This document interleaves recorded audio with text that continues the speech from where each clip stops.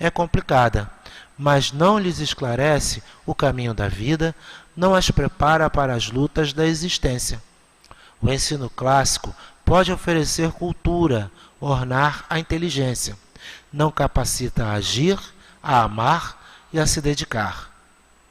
Muito menos ainda a ter uma concepção do destino que desenvolva as energias profundas do eu e oriente nossos ímpetos, nossos esforços em direção a um objetivo elevado. No entanto, esta concepção é indispensável a todo ser, a toda a sociedade, pois ela é a sustentação, a consolação suprema nas horas difíceis, a fonte das sólidas virtudes e das altas inspirações. Cardo-Prel narra o seguinte fato. Um amigo meu, professor universitário, sofreu a dor de perder sua filha, o que acendeu nele o problema da imortalidade. Dirigiu-se aos seus colegas professores de filosofia, esperando encontrar consolações em suas respostas. Foi uma amarga decepção. Pediram pão e ofereceram-lhe uma pedra. Procurava uma afirmação e responderam-lhe com um talvez. Francisco Sarcey, este protótipo do professor universitário, escrevia: estou nesta terra, ignoro completamente como aqui cheguei e por que me aqui jogaram. Também desconheço como sairei daqui e o que será de mim quando daqui tiver saído. Confissão mais franca, impossível. A filosofia da escola, após tantos séculos de estudos e de labor, ainda é apenas uma doutrina sem luz, sem calor, sem vida. A alma de nossos filhos, oscilando entre sistemas diversos e contraditórios, o positivismo de Auguste Comte, o naturalismo de Hegel, o materialismo de Stuart Mill e o ecletismo de Cousin, etc., hesita, indecisa, sem ideal, sem objetivo preciso. Daí o desencorajamento precoce e o pessimismo destruidor, doenças das sociedades decadentes, ameaças terríveis para o futuro, às quais se junta o ceticismo amargo e debochado de tantos jovens que só creem na fortuna e só honram o seu sucesso. Leon Denis, do livro O Problema do Ser e do Destino, editora Celso. Então, depois dessa página que o nosso querido patrono nos chama bastante atenção para as reflexões, vamos fazer a nossa prece inicial. Graças a Deus, Senhor Jesus, irmão incondicional de todas as horas, queridos amigos espirituais, Leon Denis, Allan Kardec, os trabalhadores do Centro Espírita Leon Denis, queremos antes de tudo vos agradecer por mais esse dia de vida, pela proteção, pelo amparo, pela inspiração que nos deram de dizer uma vez mais presente ao estudo desse querido patrono que está buscando cada vez mais nos auxiliar na caminhada em direção ao Pai Maior. Abençoa, Senhor, o nosso propósito. Abençoa e ilumina o nosso irmão Marcelo Alves, que nos dirigirá o pensamento na noite de hoje. E durante os passos, a nossa irmã Jussiara vai nos falar ao coração do Teu Evangelho. Então, Senhor, na certeza sempre do Teu amparo e do Teu amor, em nome de Kardec, de Leon Denis, em Teu nome, Jesus, sobretudo em nome de Deus, possamos dar por iniciado o estudo da noite de hoje. Que assim seja, graças a Deus. Bons meus irmãos, todas as quintas-feiras nós estudamos as obras do nosso querido patrono Leon Denis. E hoje estudaremos a utilidade dos estudos psicológicos, fator de progresso moral, retirado dos livros Depois da Morte, no capítulo 28, o problema do ser e do destino, a introdução. Então vamos envolver o nosso irmão Marcelo com bastante amor, com bastante carinho.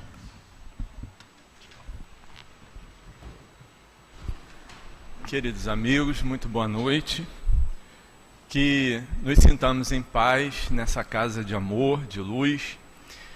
Que nos sintamos envolvidos por essa espiritualidade superior que dirige os trabalhos que a doutrina espírita oferece para todos nós, como fonte de enriquecimento da nossa alma, para que o nosso sentimento seja um sentimento de obediência, de resignação, de aceitação, mas com o conteúdo racional dentro de nós. Que a gente, com isso, desenvolva a nossa fé. Então, que nós possamos, nessa noite, apesar de todos os nossos empecilhos, dificuldades, medos, inseguranças, que nós possamos nos sentir realmente abraçados, confortados e amparados por essa direção espiritual que essa casa aqui nos oferece. E de nossa parte a gente pede que esses bons espíritos consigam, né, fazer com que o nosso pensamento, muitas vezes tão atrapalhado, com tanta dificuldade, que a gente possa ser condutor dessa mensagem positiva, esclarecedora, e que a gente saia daqui, após alguns minutos, com a certeza absoluta de que viver vale a pena e de que é preciso adquirir coragem para construir um futuro melhor para cada um de nós. Porque o nosso patrono, nosso querido Leon Denis, ele, o tempo todo, em suas ideias, em seus textos, ele deixa bem claro para a gente que o nosso destino não é feito por ninguém. Nosso destino é por conta nossa. Nós somos os artífices, construtores, elaboradores desse nosso destino.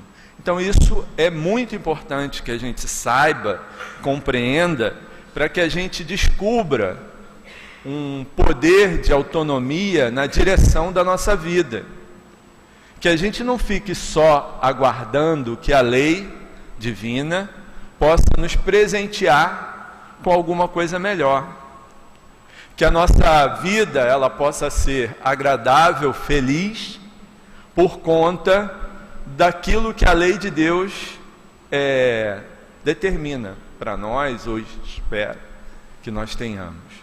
Que a gente possa conduzir isso, porque isso faz parte de um fundamento doutrinário imprescindível, que nós espíritas estudamos no Livro dos Espíritos. Quando entendemos na questão 132, que fala do objetivo da encarnação, né? Por que a gente está aqui? E os espíritos respondem que é para evoluir, para crescer, para aprender, para administrar, mas sobretudo para a gente reconhecer, entender, enxergar qual é a parte que cabe a cada um de nós na transformação de tudo isso. Então, assim, o objetivo é crescimento, ok. Mas o crescimento, ele depende, não é, do nosso desejo de crescer, da nossa vontade, da gente descobrir o que a gente está fazendo aqui, para que a gente faça diferença para nós próprios.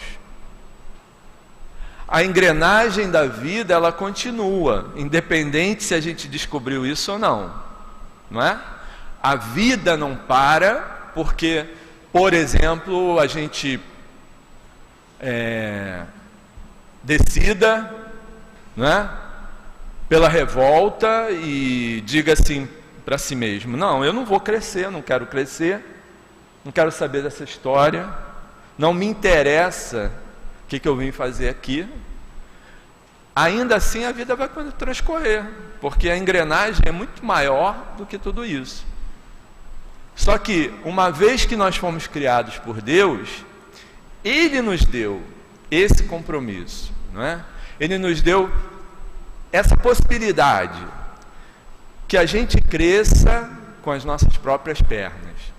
E isso não tem nada do que Jesus não tenha dito para a gente. Está tudo lá. Batei, a porta se vos abrirá. Busca, que aí você acha. Não é? Faça um movimento de correr atrás, de ir à procura. Então, é preciso começar a entender o que fazer para conquistar isso. Porque na vida a gente está, ok. Mas como estamos vivendo? Será que a gente sabe por que está aqui? Será que nós já nos perguntamos por que de fato a gente está aqui? Será que, por exemplo, a gente fez a pergunta: eu tenho vontade de mudar, porque eu ouço tanto que é preciso mudar, eu tenho essa vontade, eu quero, isso está dentro do meu planejamento, eu enxerguei alguma coisa em mim que me levou à conclusão de que eu preciso mudar? Eu penso assim, o que é a vida, de fato? O que eu estou fazendo aqui? Parece assim, isso vai levar a quê? A tudo que a gente precisa. A gente só vai dar o primeiro passo se a gente começar a questionar dentro de si essas coisas. Porque senão nós vamos pelo roldão, a gente vai fazendo porque todo mundo faz, não é? Por que você come? Porque todo mundo tem que comer. Por que você dorme? Porque todo mundo tem que dormir. Por que você trabalha? Sei lá, porque todo mundo trabalha, não é? Então a gente vai fazendo, e lá na frente, quando a gente precisa tirar o resultado dessas experiências, a gente não sabe o porquê elas existem. Por que eu tenho que trabalhar? Por que eu tenho que viver? Por que eu tenho que passar pelo que eu estou passando? Por que o mundo não tem só coisa boa? Não é? Por que eu sofro? Ou por que eu posso vir a sofrer? Eu não queria ir embora, eu queria ficar para sempre, mas eu não vou ficar. Eu já questionei isso. Por que eu não fico? Por que um dia eu tenho que morrer?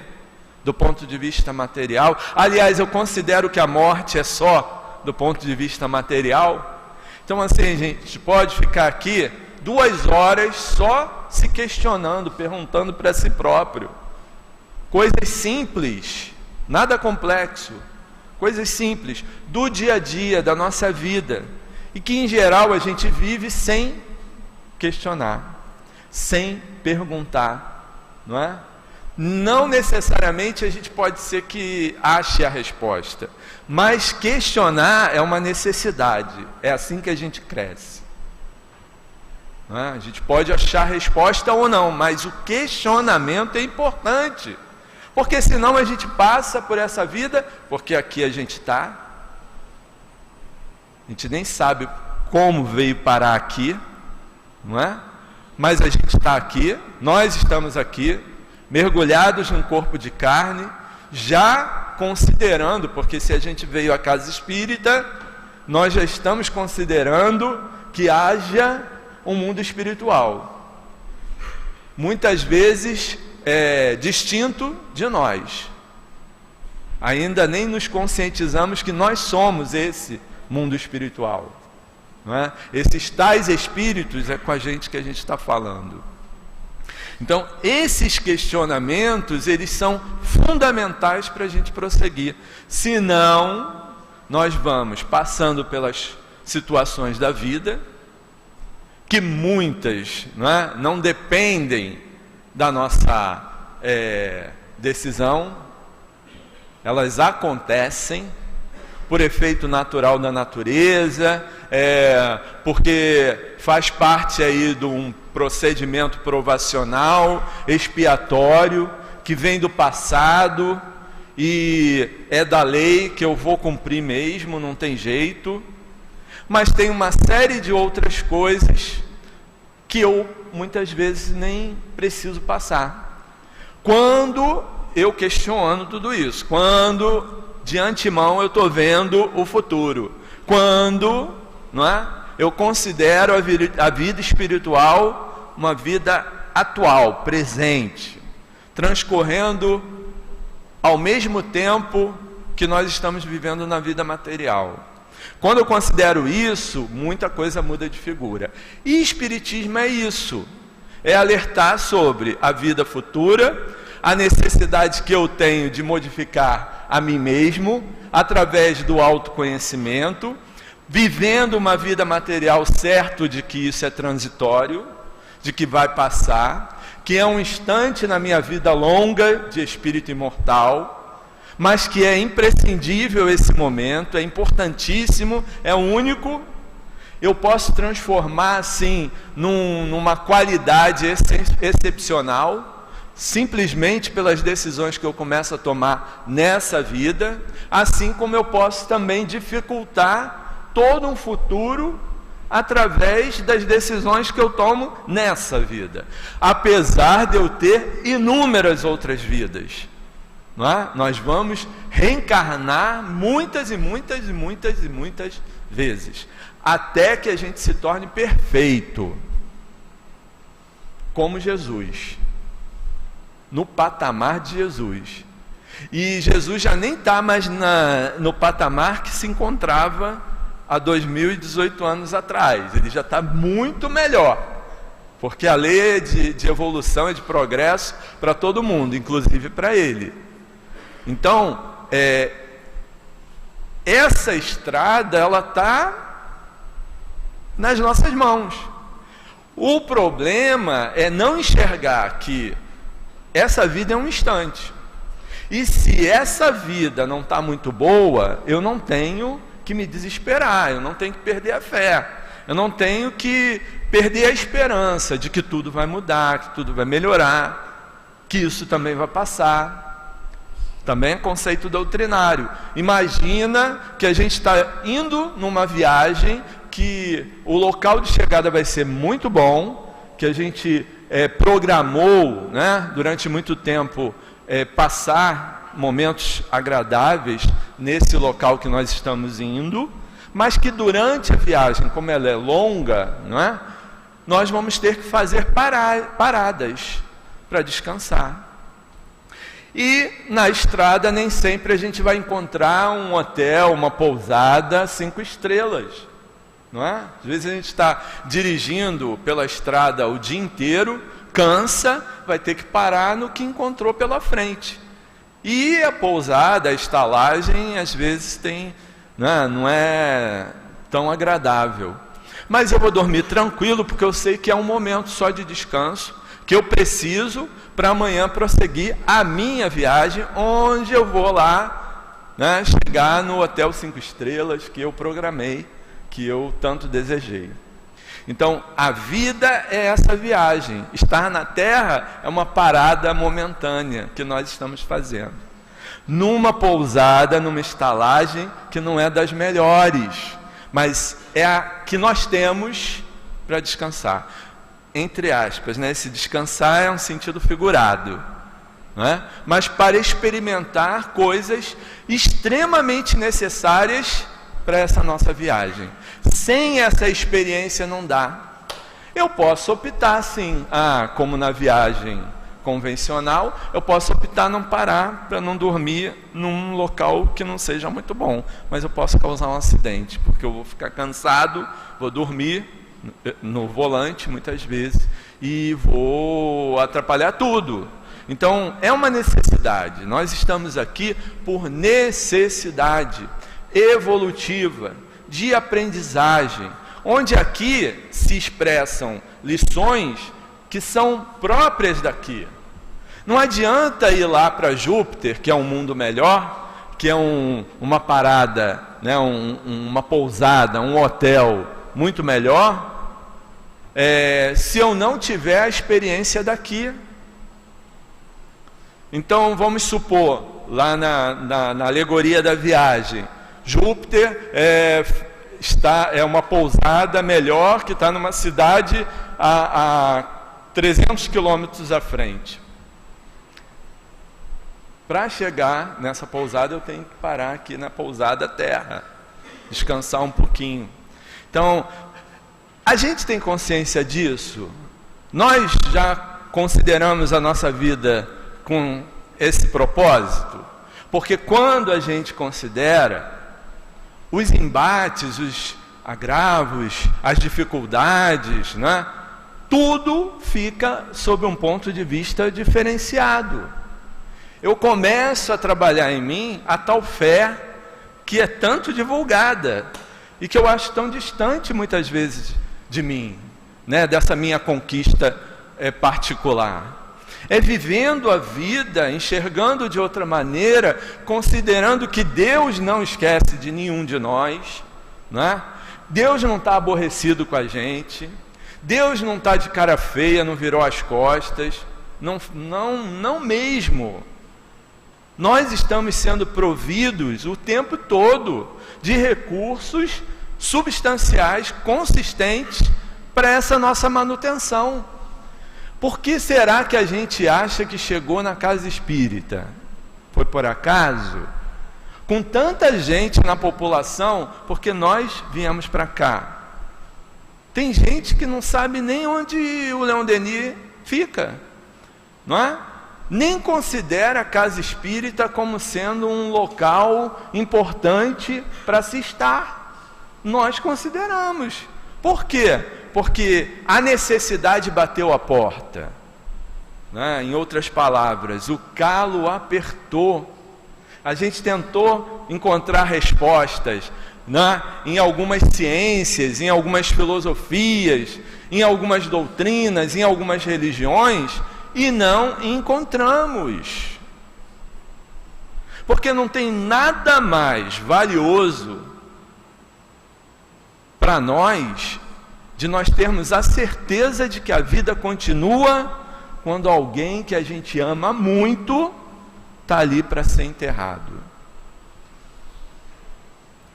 Quem dá essa certeza para a gente?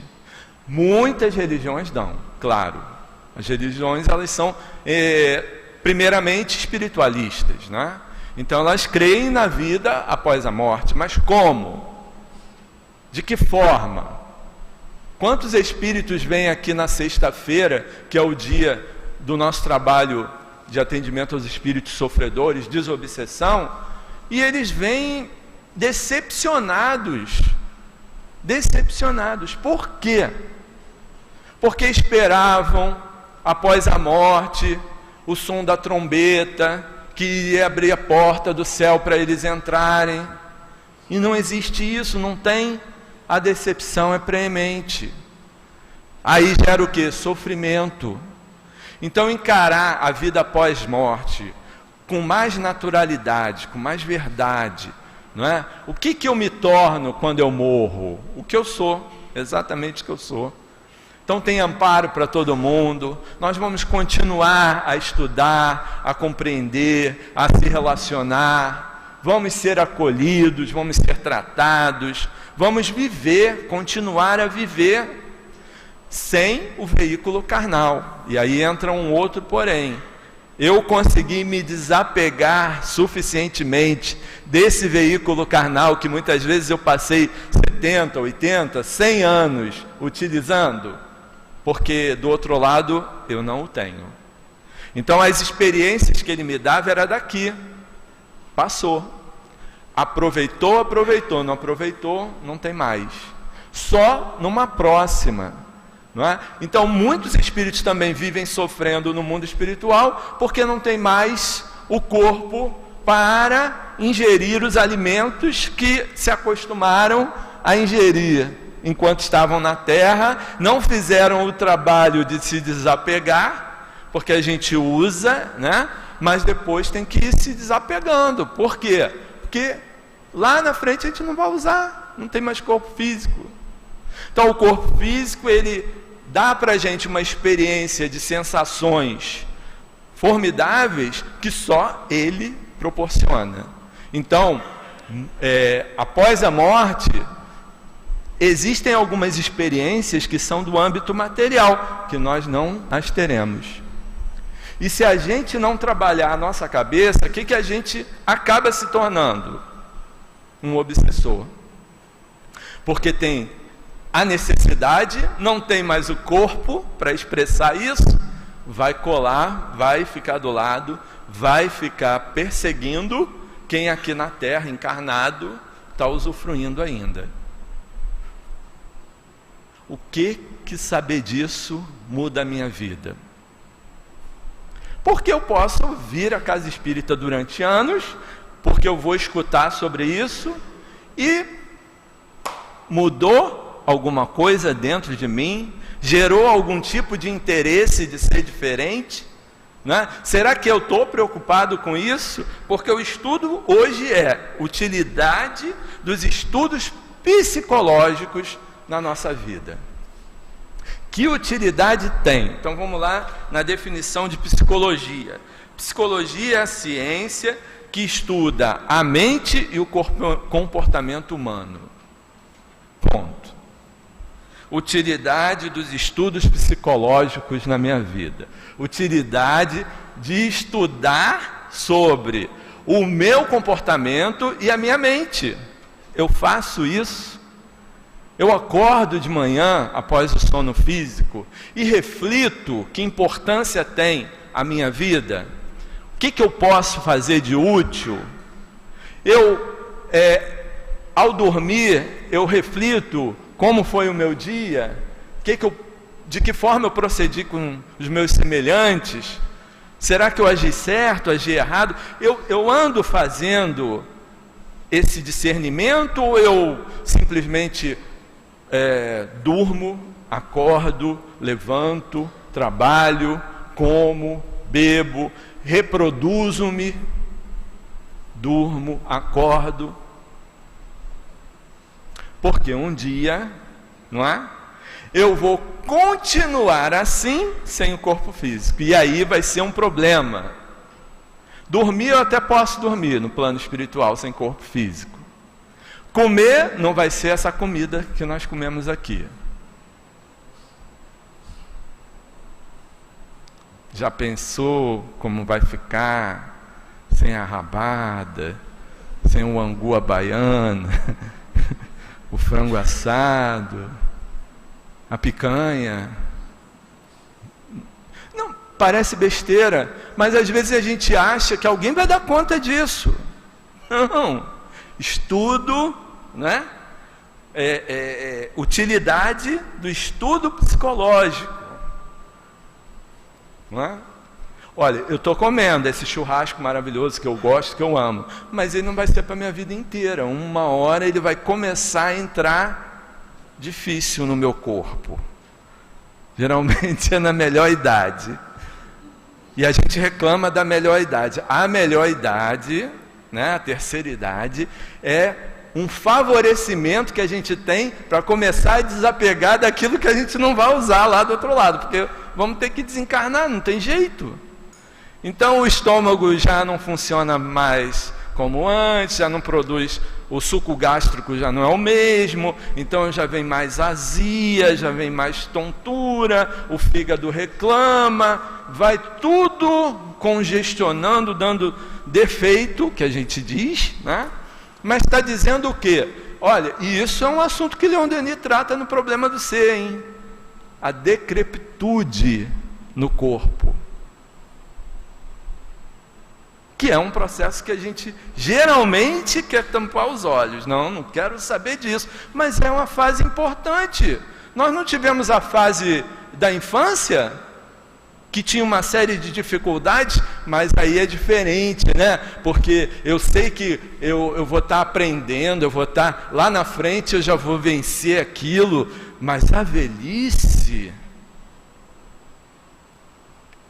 tá aí, a gente se pega, né, verbalizando que é reencarnacionista, mas nessa hora da prova a gente tira zero.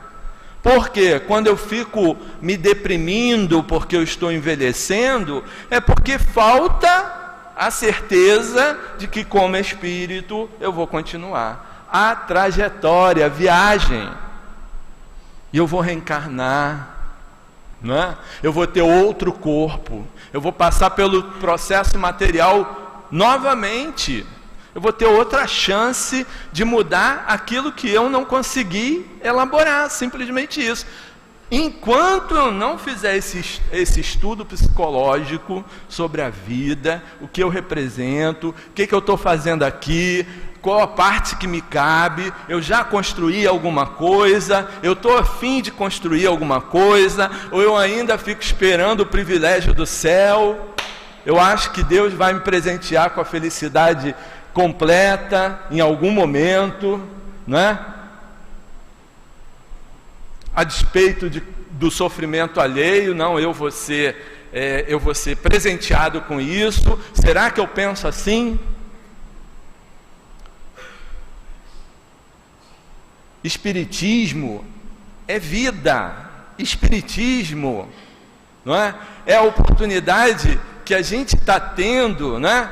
De forma objetiva e clara, estudar o que Jesus disse para a gente sobre a lei de Deus, sobre a aplicabilidade dela, sobre que proximidade a gente tem com isso, porque nós somos fruto da lei, e a gente, como fruto da lei, às vezes nem sabe a importância dela, só reclama quando a lei se processa, né? Para ter um mundo melhor é preciso construir.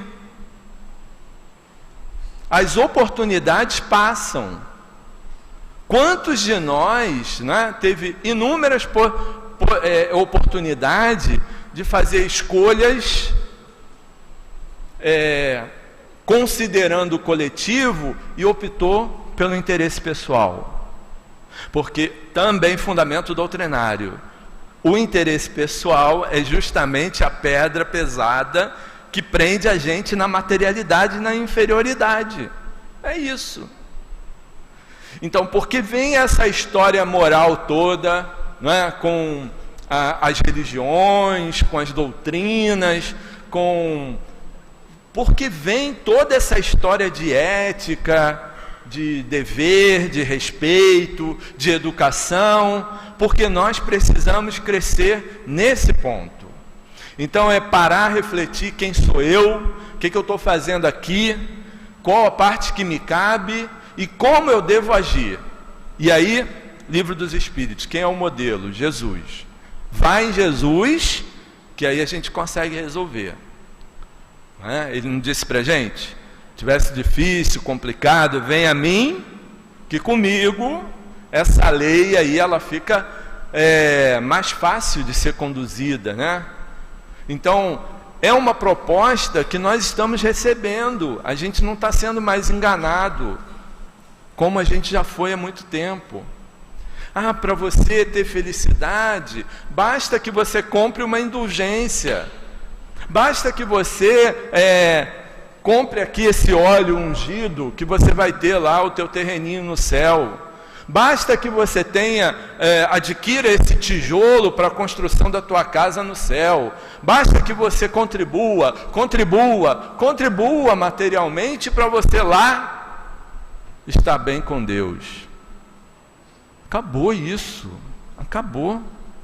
Por mais que no gasofilácio eu enfie lá notas de 100, 200, 300, 400, nem tem essas notas, né? Mas eu embolo um monte de notas. Não, eu vou botar muito dinheiro aqui no gasofilácio do centro, porque aí o Dr. Erma vai me arrumar um lugar melhor na espiritualidade. Só estamos trocando os nomes. Aqui não funciona assim não é? Até porque eu não dependo da casa espírita para ser espírita. A casa espírita é uma grande oportunidade que a gente tem, né, de se reunir em grupo, estudar em grupo, para ter mais acesso à informação, para que a gente reflita, medite sobre a nossa vida espiritual. E que a gente possa usar isso com qualidade na vida prática. Aqui dentro desse espaço físico, ninguém vira santo. Em nenhum lugar, nenhum templo religioso, ninguém vira santo. Todo templo religioso só serve para quê? Isso é fundamental, não é? Para aquele que já despertou para alguma coisa diferenciada sobre a sua própria vida, consiga entender a regra do bem proceder, fazer ao outro que gostaria que fosse feito a você, a si próprio, né? Amar ao próximo como a si mesmo, ter Deus como a nossa fonte primeira e o nosso caminho único, o bem como meta exemplar e fundamental. Para isso existe religião. Religião não existe para criar partido político. Religião não existe para se meter em certas coisas que são da ciência resolver, que é da filosofia resolver. Não, religião existe, né, para acolher, para dar sustentação, para dar esperança, para receber o caído, para abraçar aquele que sofre, não é? Para dar no coração dos que sofrem a esperança de que tudo muda, tudo vai ficar melhor. Se unir fraternalmente para dizer assim: olha, você não está sozinho, eu estou contigo. Religião existe para isso. Sabe por quê? Porque nós temos um Deus que nos provê de recursos. A vida é assim. A vida é difícil. A vida na terra não é um mar de rosas. Eu não sei aonde que a gente se iludiu que era, não é? Ah, tá. Houveram doutrinas que professavam, né, sobre os privilégios, anjos que nasceram anjos. Eu ficaria danado da vida com Deus. Por que criou o anjo perfeito e a mim não? Já ia ter um motivo de reclamação com Deus. Então, não é isso. O que é? Trabalho individual, constante o tempo todo.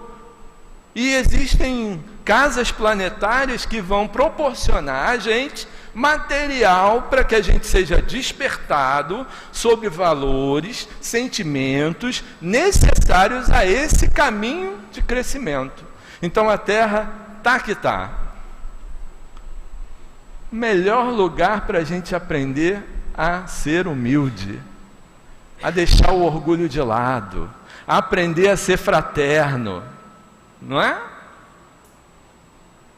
Eu não sei, está todo mundo assim, eu acho que eu estou falando besteira. Mas é isso, gente. Entendeu? O que nós vivemos aqui não é outra coisa a não ser despertar em nós sentimentos. E esses sentimentos, eles vão bater em nós se tivermos o senso moral desenvolvido, coisas que a gente não gosta, a gente não queria mais estar sentindo.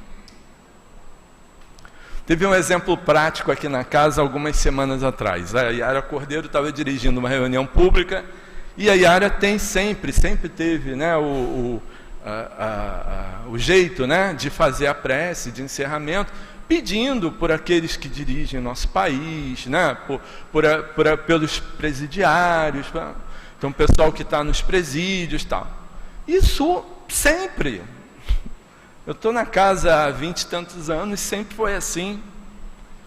E na hora que é pedido assim, vamos pedir por aqueles que estão nos presídios, meu Deus, eu me sentia tão fraterno. Eu dizia assim: meu Deus, eu vou orar por esses que cometeram um delito, que um dia deram um mau passo, mas que a gente não tem que julgar e condenar ninguém. Então, que eu possa, nesse momento, né, de oportunidade, de tentar ser mais caridoso, porque a verdadeira caridade não é a roupa, o prato de comida, o dinheiro que eu dou. A verdadeira caridade é justamente essa: ser indulgente, né, perdoar. Tudo bem. Só que o cenário político está tão complicado que eu me peguei num conflito. Na hora que ela pediu assim, agora vamos pedir por aqueles que estão nos presídios, aí me veio figuras que durante a semana, pelo noticiário, eu aprendi a odiar, a mandar toda uma vibração tenebrosa, a me vangloriar muitas vezes de estar sendo algemado. Aí o conflito, eu vou orar por eles agora? Está vendo como é casa espírita, não é? Não tem nada engessado, não pode ser retratinho em 3x4. Não é ritual, é reflexão, tá? Eu vou orar sim, mas eu tenho que saber que eu vou orar por todos que estão lá, Então já cria um conflito dentro de mim, né? Na segunda-feira, quando assisto o repórter, né, o jornal, que começa a falar deles, aí eu vou ficar sem graça de ter orado por eles no sábado e na segunda tá Então é complicado, não é fácil não. Em outras frentes, muitas vezes, isso não era pensado. Que importância tinha? Não é?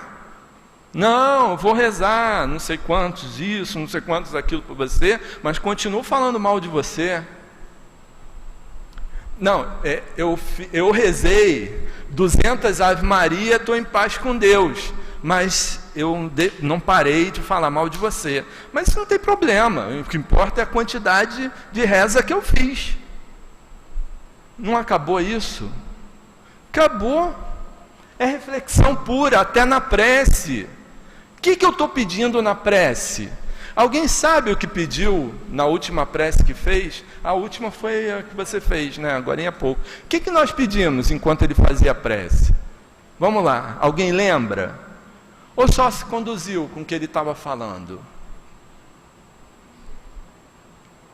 Que é o momento de oportunidade de eu me identificar quem eu sou, o que eu estou pedindo, o que eu quero de verdade, porque o que eu quero não pode ser só na prece, tem que ser nas minhas atitudes, tem que ser no meu dia a dia, tem que transcorrer comigo.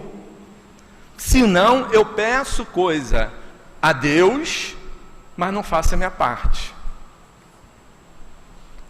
Não faço a minha parte. Então, é reflexão pura, utilidade dos estudos psicológicos.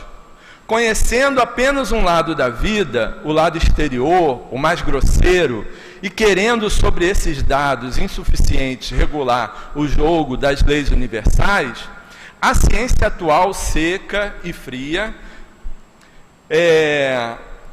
gera classificação dos fatos materiais. Chega a uma teoria puramente mecânica do mundo, inconciliável com a ideia de justiça, já que, nas suas consequências lógicas, chega à conclusão de que, na natureza, a força reina soberana.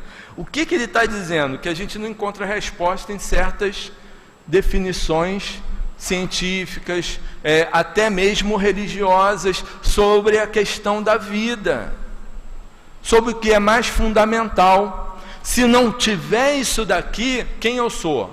Já pensei sobre isso? Tá, eu estou indo ao Leon Denis, estou estudando, estou há tanto tempo, comecei hoje, ok. Tenta se ver sem isso. Tenta se ver diante dos problemas da vida, das soluções mais importantes que a gente vai ter que tomar sem esse conhecimento aqui. Quando a gente tem um parente num CTI e que o médico, que todo dia no horário da visita a gente tem que ouvir o médico, e o médico diz, não tem jeito, só mesmo mais alguns dias, né? Já fizemos tudo o que tínhamos para fazer, já não temos mais recursos, é só mesmo dar a ele, né, uma morte digna. Sem isso aqui, a gente sai. Com isso aqui a gente já sai, né?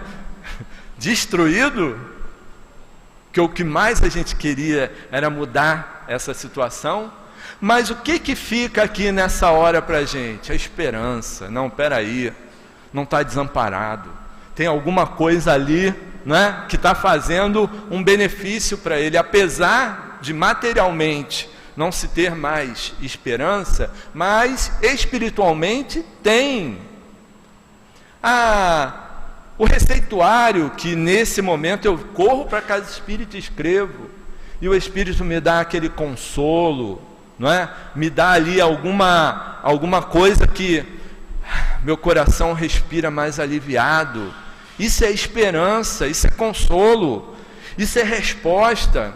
E quando esse ente vai, a gente consegue ficar de pé e consegue continuar a vida com saudade, ok, chora de saudade mesmo, mas tem a certeza de que ele não desapareceu, ele está sendo amparado, que lá do outro lado tem um grupo de espíritos que foram antes dele, que são amigos, que o amam, que estarão lá cuidando dele, né?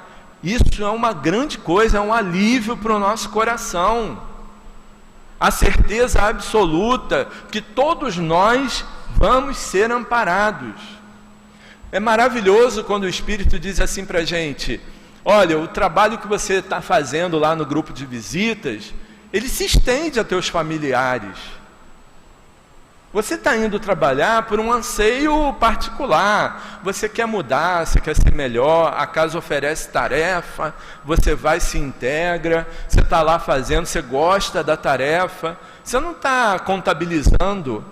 Mas o Espírito diz: olha, tem uma rede de espíritos que estão sendo beneficiados com essa tua atitude. Então teu pai, tua mãe, teu filho, teu avô, tua avó, teus familiares, teus amigos. E aí quando um desses passa por uma dificuldade e que a gente escreve: não, socorreremos, estamos socorrendo, já está sendo amparado, não é? A equipe espiritual já está lá cuidando dele. Ele, às vezes, nem acredita em nada disso. Mas, né, através desse nosso esforço, então, o bem é sempre favorável em todas as instâncias. É o que eu coloco aqui. O que eu estou fazendo aqui? Eu estou procurando ver um pingo de esperança nesse tumulto todo? O que eu estou tirando de bom dessa história? De como nosso cenário social se encontra, político, financeiro, a saúde, a educação, não é? Eu tenho propostas, eu tenho condições de mudar algumas coisas, claro que tenho, não é? Mas o que de bom eu estou tirando disso? Ou eu estou o tempo todo, diariamente, dizendo que nada vai dar certo, que é o fim do mundo, que acabou, não tem mais jeito. Gera um desgosto da vida que é perigoso. É perigoso. Eu não vou ter mais proposta, né, de elevação. Tudo vai ficar ruim. Eu vou me arrasar. Não é esse o motivo, não é essa a proposta. A proposta é a gente ser feliz. Como? Se não dá na totalidade, mas relativamente. Como eu posso ser feliz em meio a tanta dificuldade? Porque eu consigo. Eu consigo. Quando a gente faz um trabalho de visita aos enfermos, a gente vê pessoas, né, passando assim, por uma dificuldade extrema, que eu nem me imagino passando por aquilo ali. E a pessoa está com um bom humor, feliz porque está aguardando a gente chegar, né? Agradecendo a Deus a oportunidade de estar tendo num domingo, de 15 em 15 dias, né, ouvindo o comentário do Evangelho, a prece, o passe, tomando a água fluidificada, valorizando essa casa por ter essa e todas as outras que tem o trabalho. A gente já se viu numa impossibilidade, né, de gerar em nós os recursos básicos. Tem gente que está lá, impossibilitado há 11 anos. 11 anos. Só mexe os olhos. E quando o grupo chega, agradece a Deus, fica feliz. Isso para a gente... Eu que estou com todas as minhas possibilidades físicas, será que eu estou agradecendo diariamente a Deus por acordar do jeito que eu estou acordando, por poder administrar, por ter autonomia sobre a minha vida, por tomar banho sozinho, por ir ao banheiro sozinho, por levar o alimento à minha boca sozinho? Será que eu estou valorizando essas coisas? Porque eu preciso de vez em quando olhar certas situações para poder refletir, meditar. Eu preciso agradecer o que eu tenho, porque se amanhã não tiver, como é que eu vou pensar sobre a vida?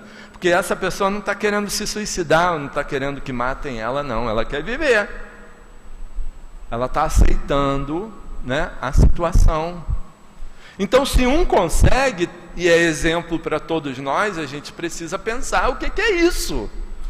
Por que a vida está presenteando a gente dessa maneira? Não é? Tudo bem, tem um chefe de Estado de um país que está lá dizendo que pode de uma hora para outra acabar com tudo. Isso é o pensamento dele. Sabe lá se ele confia em Deus do jeito que a gente está aqui pensando? Sabe lá se a proposta dele é considerar Deus como sendo, né, o centro de todas as coisas, o Criador? Provavelmente não, porque se tivesse, não estava querendo agredir a humanidade, não estava querendo por orgulho ficar fazendo briguinha com outra nação e botar toda a humanidade em risco. Não estava, não é? Então, quando a gente pensa em coletividade, quando a gente sai do interesse pessoal, é sinal de que esses valores estão tendo ressonância dentro da gente. Ou porque doeu, ou porque sofremos, ou não importa, o modo de despertamento são vários. Cada um de nós teve o seu. Né? O fato é que a gente está aqui, ó, todo mundo junto, não é? Contribuindo com uma vibração, com um estado fluídico melhor, e isso a espiritualidade vai aproveitar para poder, ó, distribuir. A gente mal sabe que está fazendo isso, né? Mas nós estamos sendo, nesse momento, nos 50 minutos que a gente está aqui sentado, ouvindo alguém falar sobre doutrina espírita, pensando sobre algo consistente, né? Gerando energias, né? Em direção a Deus, estamos qualificando a energia que nos circunda. E não só em benefício nosso, os bons espíritos estão a recolher para levar o que eles não têm, nós é que temos, porque estamos encarnados, né? Para levar para alguém que está desesperançoso, para levar para alguém que está sofrendo muito. Então, assim, sem saber que nós estamos sendo fraternos, caridosos. Não é muito bom aproveitar isso? Ter um combustível a mais quando sair daqui? Encarar de forma diferente? Ter mais esperança? Olhar o horizonte que muitas vezes está dificultado? Não é? Ter a força suficiente de se encarar, se enquadrar dentro do processo que está sendo estabelecido? Saber que já passamos por tantas outras coisas ruins, porque assim, o mundo não está terrível agora, ele sempre foi difícil. Se matava deliberadamente. Hoje ainda mata, mas não é, já causa repugnância, não é? É um ou outro. Fala-se tanto do tráfico, daquelas criaturas que estão lá, muitas vezes nas comunidades, né, causando toda aquela dificuldade. Estatisticamente, o contingente de gente boa que tem ali naquela comunidade é 1000 vezes superior àquele grupinho de espíritos, né, infelizes que estão querendo criar a desordem. Mas o que acontece? O bem, ele é tímido, né? Ainda é tímido. E o mal faz estardalhaço, fica gritando, ameaça. Então, é tempo de parar e pensar o que eu tenho na mão para poder promover a paz, a justiça, o amor. Porque às vezes eu reclamo justiça sendo injusto. Às vezes eu quero paz gerando violência, não é? Então eu preciso ser mais consciente, aproveitar o que de melhor o Espiritismo pode nos dar, fazendo com que a minha vinda à casa espírita seja um momento único de excelência, tendo a noção exata de que eu não vou ter assim a pretensão de achar que eu vou sair daqui transformado, mas que eu estou no trabalho de transformação, não é? Que todos aqueles agravos eu posso ver de forma diferenciada. Porque Leon Denis diz assim, ó, a crise moral e a decadência de nossa época provém, em grande parte, do fato de o espírito humano ter se imobilizado durante muito tempo. Então, ó, é preciso arrancá-lo da inércia, das rotinas seculares, orientá-lo na direção das altas esferas, sem perder de vista as bases sólidas que uma ciência ampliada e renovada vem oferecer-lhe. Esta ciência de amanhã, nós trabalhamos para construí-la. Ela nos fornecerá o critério indispensável, os meios de verificação e de controle, sem os quais o pensamento, entregue a si mesmo, sempre correrá o risco de perder-se. Então, o que a gente está fazendo aqui? Com que objetivo eu vou conduzir a minha vida? O quanto de esperança eu quero ter em mim para gerar naqueles que estão ao meu redor? Que visão eu passo sobre Deus? Eu confio, eu tenho a certeza de que eu sou um espírito imortal?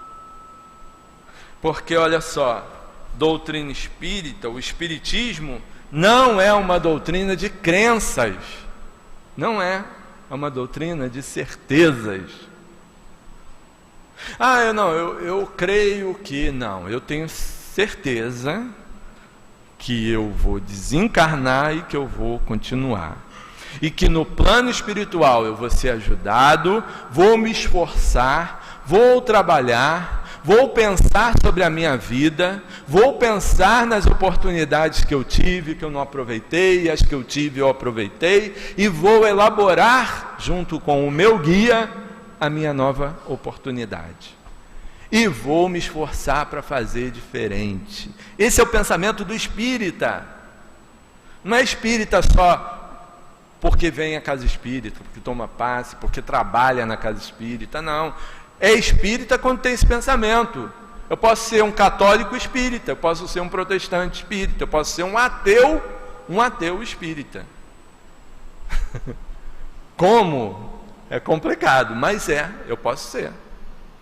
Eu conheço muitos ateus, né, que têm atitudes que me dão vergonha. Eu estar aqui toda semana, vários dias, né, evangelho, estudo, palestra, passe, trabalho, isso, aquilo, e eu tenho que fazer um esforço danado de fazer. E o companheiro lá que diz que não acredita em Deus, que não tem religião, que não vai a lugar nenhum, caramba, é mais fraterno, né? Faz sem nenhum, faz o bem assim, por ação, não por reação, nem pensa, não está precisando, vou lá, te ajudo, faço. É no mínimo estranho.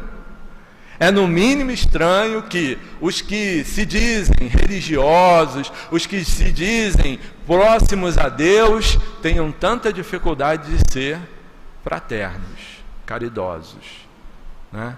Pelo menos respeitosos, né?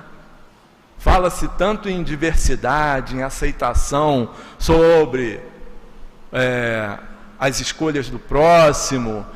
O espírita é sobretudo fraterno, então ele aceita o próximo como ele é. Essa é a reflexão da noite de hoje, que a gente possa sair daqui não amedrontados, mas, não é, mobilizados, esperançosos, que a gente tenha atitude, que a gente se veja corajosos, mesmo que a gente tenha desanimado, mas que a gente peça força. É isso, a gente vem aqui para ter combustível, para angariar valores, né? E ter uma ajuda desses bons espíritos para continuar, para seguir adiante, para lutar, para ser corajoso.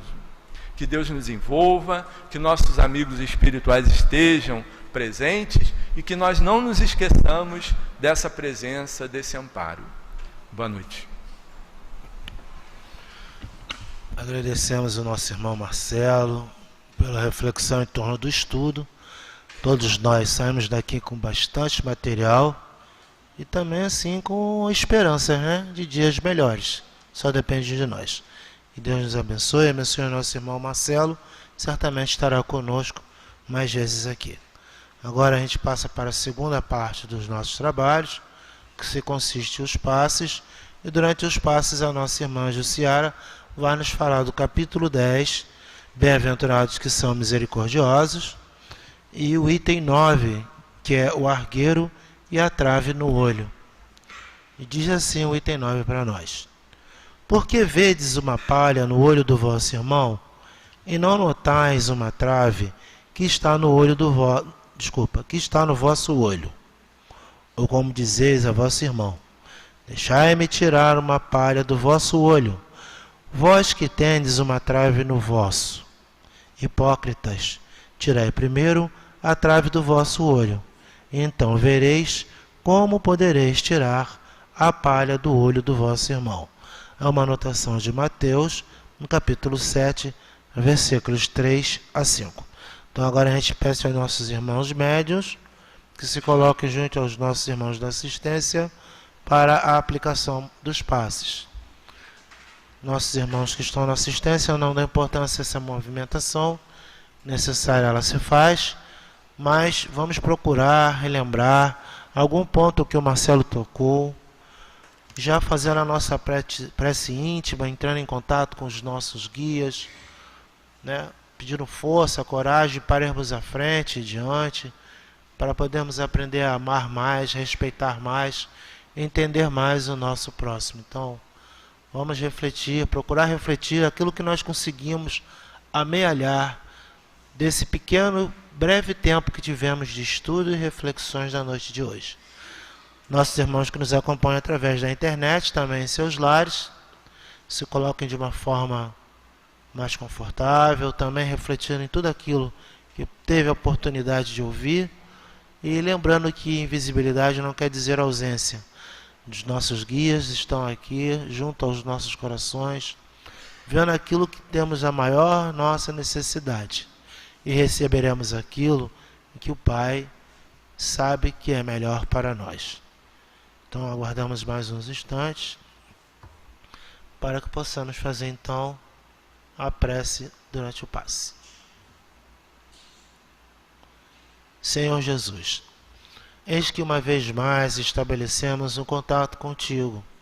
Contato esse, Senhor, não só pelos nossos petitórios, mas também pelas reflexões que tivemos durante o estudo, aquilo que já possamos, temos condições e já sabemos endereçar a tantos outros em formas de vibrações positivas, de força e de paz, recebendo de Ti essas vibrações maravilhosas que serão distribuídas através dos passes, junto aos nossos irmãos médiuns, junto aos nossos guias. E aí te pedimos, Senhor, que abençoe a esta hora, a hora do passe. Que assim seja. Graças a Deus. Queridos amigos, essa é a doutrina dos Espíritos. O Consolador prometido por Jesus, que vai trazendo para nós a possibilidade de refletirmos sobre a vida, de refletirmos sobre as mínimas situações e vermos sempre a luz do bem. Essa é a meta.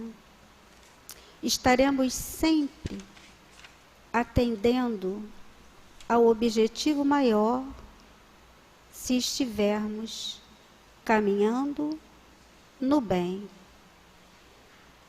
Nós ouvimos aqui hoje, no nosso estudo, muitos pontos de reflexões, e esse é o papel da doutrina dos Espíritos. Jesus é convite, convite sempre. Trazemos o pensamento dos Espíritos, e a partir desse pensamento, o estudo vai favorecendo a cada um de nós tirar as próprias conclusões. Nesse item do nosso Evangelho, nós temos exatamente mais esse convite. Jesus vem trazendo para nós, através da anotação em Mateus, que devemos sempre olhar primeiro para nós, depois para o outro, no sentido de acharmos o bem. Porque normalmente nós nos colocamos na posição de tudo muito certo e o outro sempre errado. E aí perdemos valiosos momentos na nossa caminhada. O outro, assim como cada um de nós, tem aquelas dificuldades naturais do seu amadurecimento espiritual. Cada um de nós, junto, é uma individualidade. Por isso, Jesus nos convida sempre nos preocuparmos com o outro para fazermos sempre o bem. Se assim não for, nós ainda estamos confusos em relação ao chamado de Jesus para uma vida mais equilibrada. A doutrina dos Espíritos nos convida sempre, porque Jesus é convite sempre. E pouco a pouco, estudando, refletindo em grupo, nós vamos, sem que percebamos, achando com maior facilidade as soluções para as nossas dificuldades. Hoje, no nosso Evangelho, Mateus traz em poucas palavras essa reflexão para nós. Nos preocupemos em achar os nossos defeitos e olhemos as qualidades daquele que caminha conosco. Essa é a essência da boa convivência. Essa é a essência de uma vida com menos problemas. Porque tantas vezes o problema nós é quem criamos. Fica então para nós mais essa reflexão no Evangelho segundo o Espiritismo. Graças a Deus. Então, uma vez mais, agora é agradecer.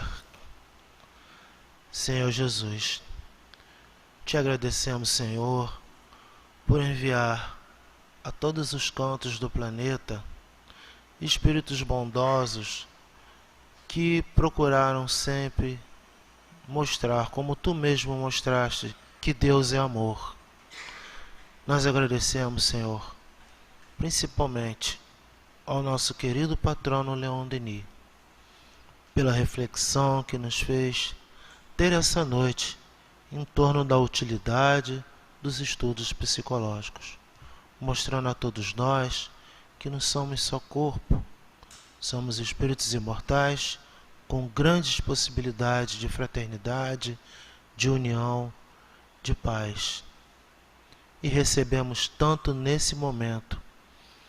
E te pedimos também que nos auxilie a dividir essas vibrações, a multiplicar essas vibrações de amor para todo o nosso planeta Terra, para cada ser que nele habita, seja encarnado ou desencarnado, à procura de luz, à procura de amor.